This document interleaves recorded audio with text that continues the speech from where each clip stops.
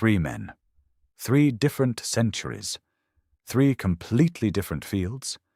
Leonardo da Vinci died in 1519.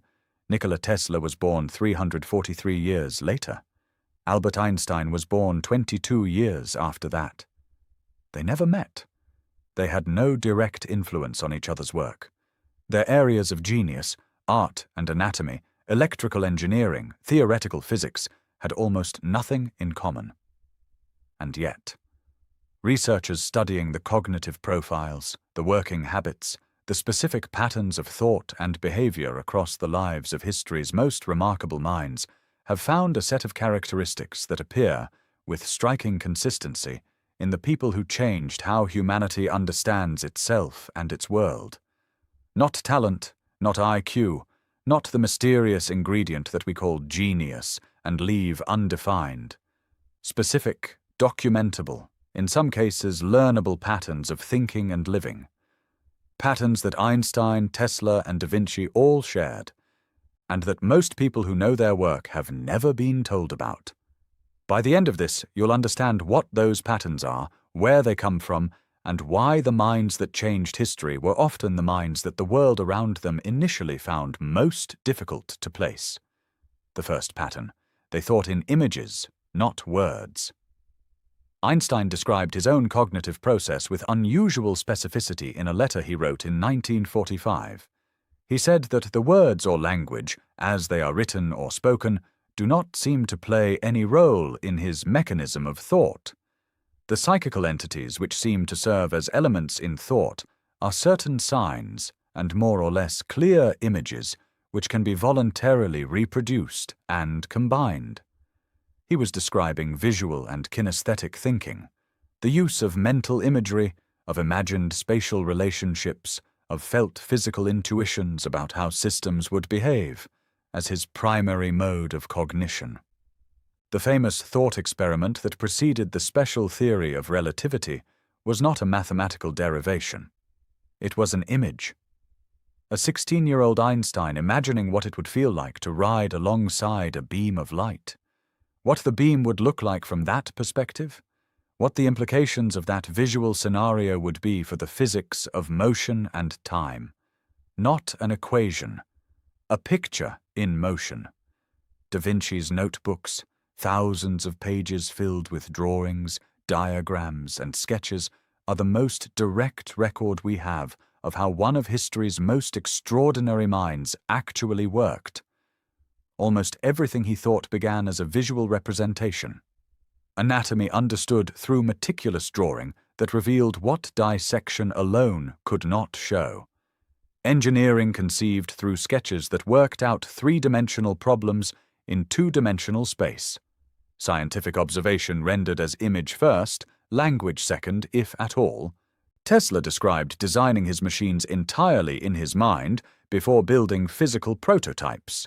He claimed he could run mental simulations of mechanical systems, motors, generators, transformers, and test them in his imagination with sufficient accuracy that when the physical version was finally built, it often worked on the first attempt. His visual spatial cognition was not a supplement to his engineering. It was the primary tool. Research on exceptional creative cognition has consistently found elevated visual spatial processing in individuals who produce transformative work across domains, not as a replacement for verbal and analytical thinking. All three of these figures were capable of precise verbal and mathematical expression when required, but as a primary mode of discovery. As the substrate in which new ideas were first encountered, before they were translated into the language that could communicate them to others. The idea arrived as an image. The words came later. The second pattern. They were boundary crossers. Da Vinci was a painter who was also a sculptor, architect, musician, mathematician, engineer, anatomist, botanist, cartographer, and geologist. Not as a dilettante. As a serious student of each discipline, whose work in each informed his work in others in ways that specialists in single disciplines could not have accessed. His understanding of water flow, developed through engineering studies, informed the movement in his painted drapery. His anatomical knowledge, developed through dissection, produced a quality of human form in his paintings that no other artist of his era achieved. His mathematical training informed the geometric precision of his architectural drawings. Einstein began his adult career not as a physicist, but as a patent clerk. His exposure to dozens of mechanical inventions, his daily work of evaluating whether claimed innovations were genuinely novel, gave him a practical, engineering-oriented perspective on how physical systems work that most academic physicists of his era did not have. His special theory of relativity emerged, in part, from thinking about the mechanics of synchronizing clocks across distances, a very practical problem that his patent office exposure had made concrete for him in ways that abstract theoretical physics alone would not have produced. Tesla worked across electrical engineering, mechanical engineering, physics, and chemistry. His invention of the alternating current motor required the integration of insights from multiple domains that, in the academic and professional structure of his era, were rarely studied together. Research on scientific creativity by Dean Keith Simonton at the University of California, Davis has found a consistent pattern in the biographies of transformative scientists and inventors. Cross-domain exposure, broad knowledge across multiple fields rather than deep specialization in a single one, is one of the strongest predictors of transformative creative output. Not because breadth replaces depth, these figures were deeply expert in their primary domains, but because the specific kind of insight that transforms a field often comes from applying a framework developed in one domain to a problem that another domain has not yet thought to approach from that angle. The connection requires someone who knows both fields well enough to see that the connection exists. Specialists, by definition, are less likely to make those connections. The most transformative contributions often come from people who stand at the edge of a field rather than at its center, who know enough to understand the problem but are not so embedded in the existing frameworks that they cannot imagine solutions from outside them. The boundary crosser sees what the pure specialist cannot, because they are looking from a different direction. The third pattern. They spent enormous amounts of time alone with their thoughts. This pattern is documented across virtually every account of genius-level creative work, and it is consistently underrepresented in the popular narrative about how extraordinary ideas are produced. Einstein walked alone, daily, for hours. His colleagues at Princeton described him as someone who seemed perpetually engaged in an internal dialogue, who was present in a room but also always somewhere else, who would stop mid-sentence in a conversation, become briefly unreachable, and then resume with something that seemed to have arrived from a different direction entirely. Da Vinci's notebooks describe extended periods of focused solitary thought as essential to his creative process. He wrote about the practice of sitting in the dark before sleep and letting visual impressions arise without direction, of walking alone through landscapes and attending to what he saw without the filtering of language or social performance, of the specific quality of thinking that solitude permits and social presence prevents. Tesla was famously solitary. His working method involved extended periods of isolation during which he developed and refined his mental simulations before any physical construction began. He described social interaction as draining in a way that interfered with the specific quality of attention his creative work required. Research on the neuroscience of creativity has found a specific neural mechanism that explains why solitude is so consistent a feature of transformative creative output. The default mode network, the brain's system for internally directed thought, active during rest and mind-wandering, plays a critical role in the generation of novel connections between existing concepts. When the brain is engaged with external tasks, with social interaction, with the management of immediate demands, the default mode network is suppressed. When the brain is in a state of quiet, unfocused attention, in the specific kind of solitude that these figures so consistently sought, the default mode network activates fully. And in that state of full default mode activation, the brain makes the associative leaps that focused, task-directed thought cannot produce. The connection between the water flow and the painted drapery, between the clock synchronization problem and the theory of relativity, between the magnetic field in one part of the motor and the rotation in another.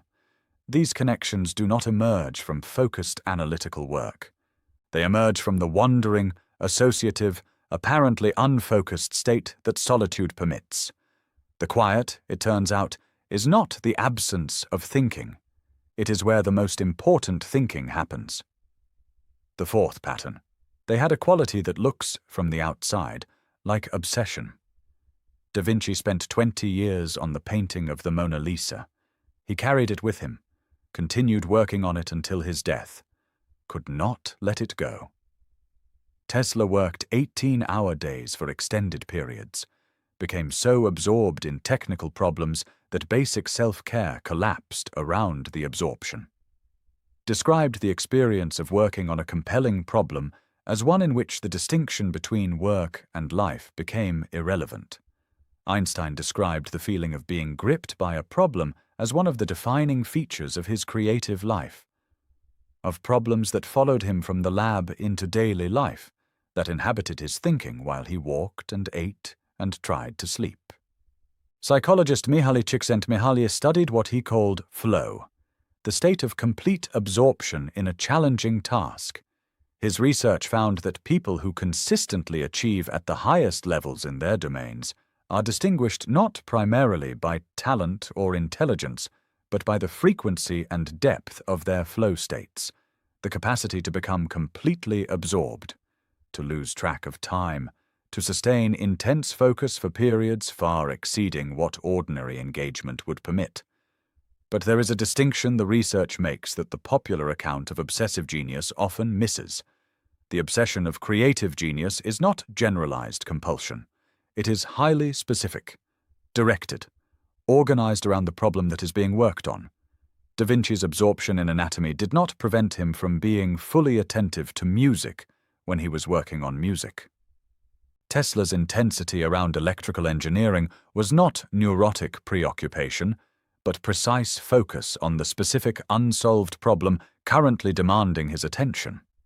The quality is not scattered hyperarousal, it is the capacity for directed, sustained, almost complete absorption in whatever problem has been designated as worthy of that attention. That designation, the choice of what to be absorbed in, may itself be one of the most important cognitive skills in the profile of extraordinary achievement. Knowing which problem is worth this level of attention, and then giving it that attention fully. The fifth pattern, and the one that most changes the picture of these figures. They failed, repeatedly, for long periods.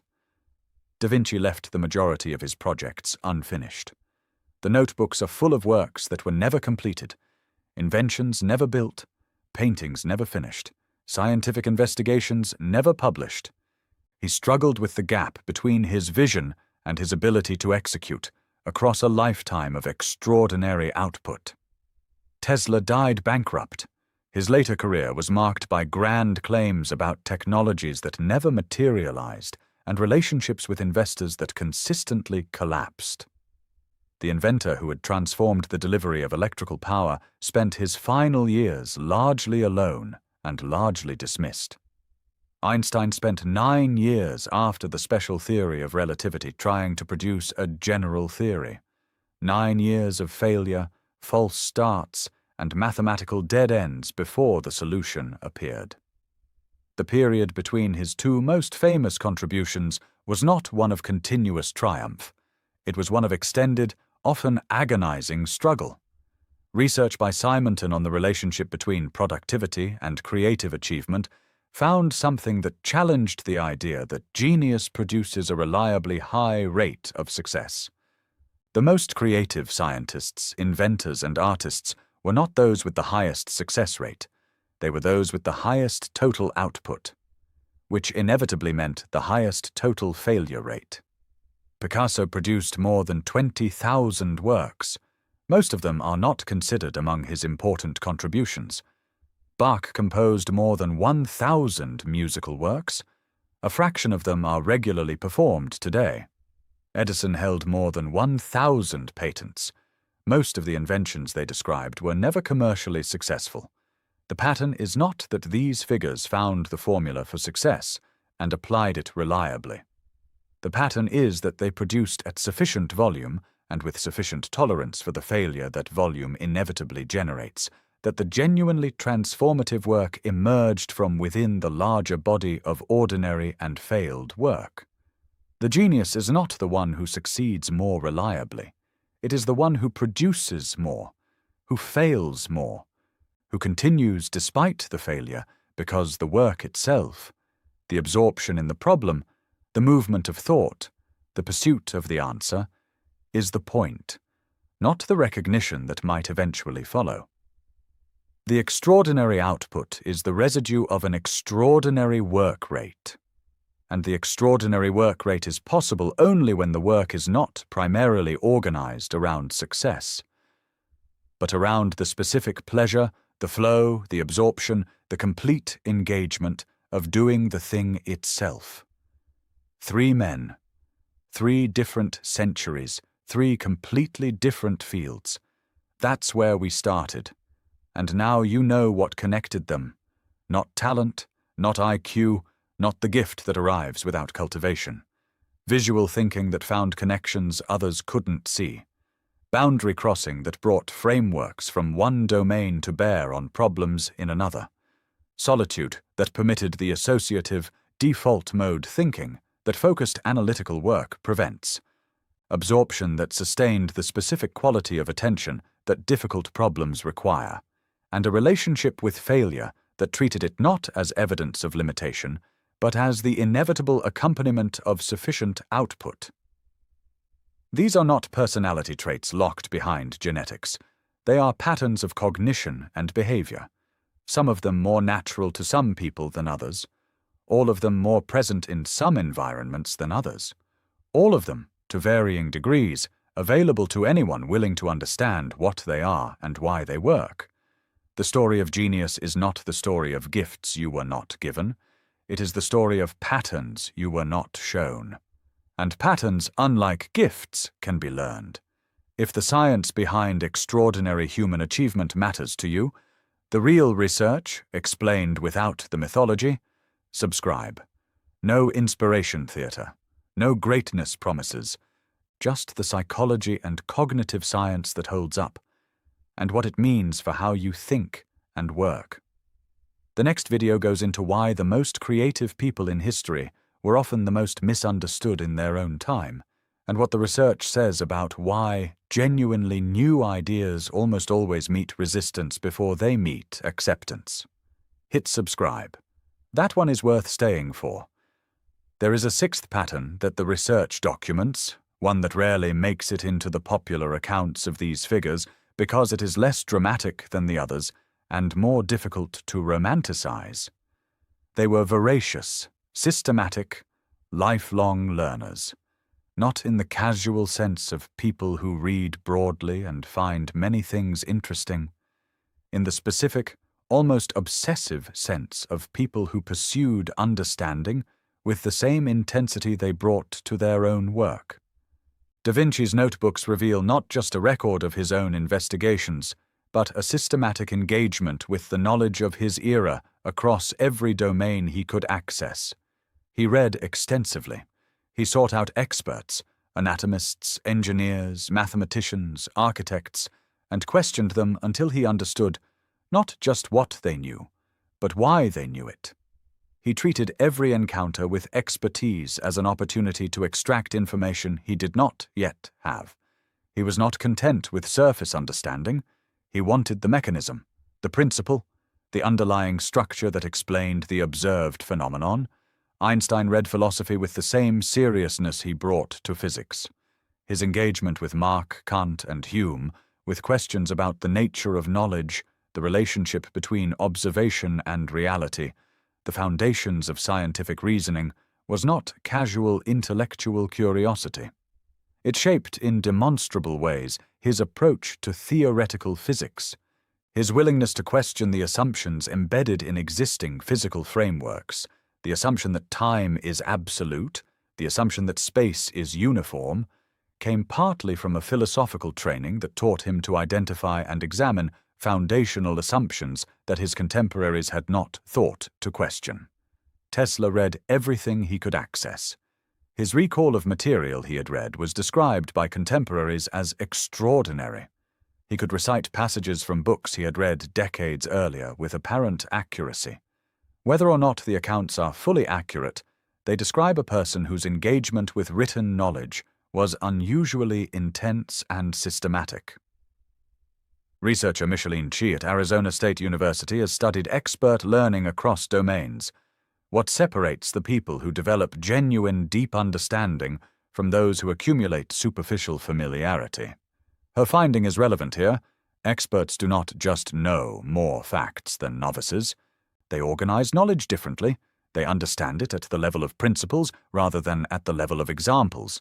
They can identify deep structural similarities between problems that look superficially different.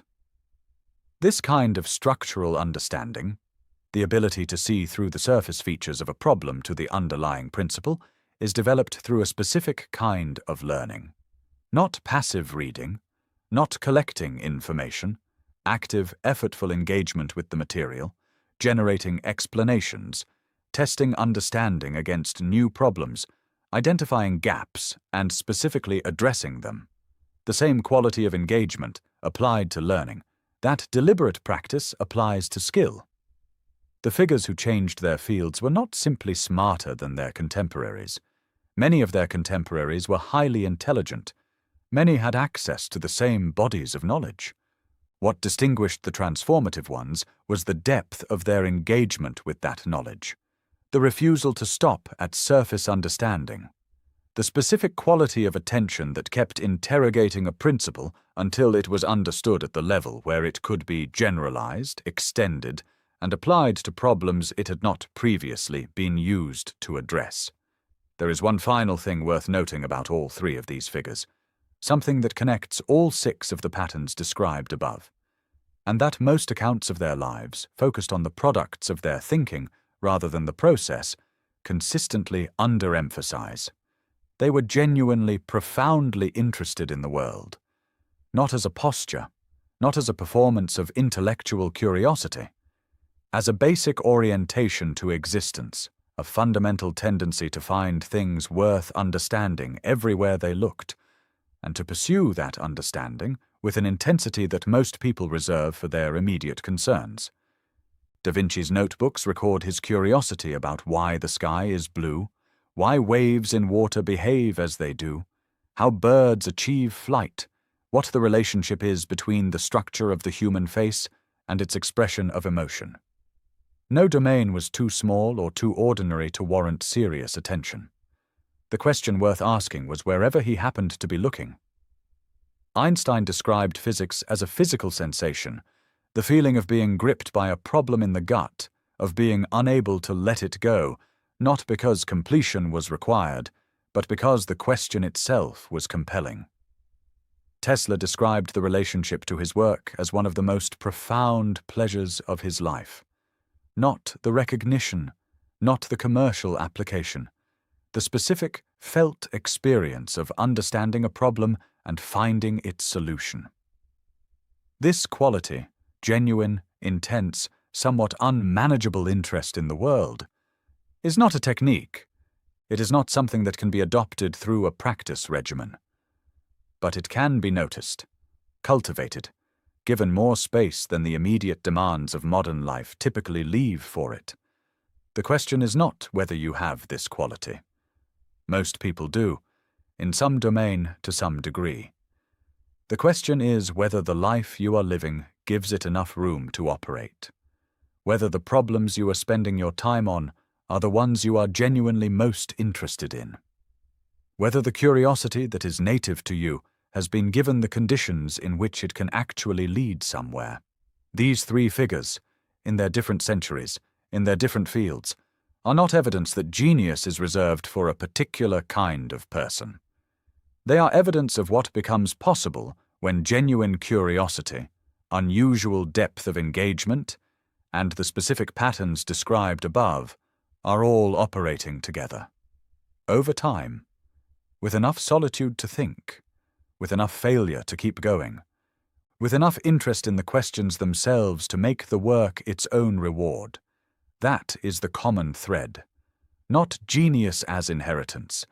Genius is what happens when you follow the questions far enough,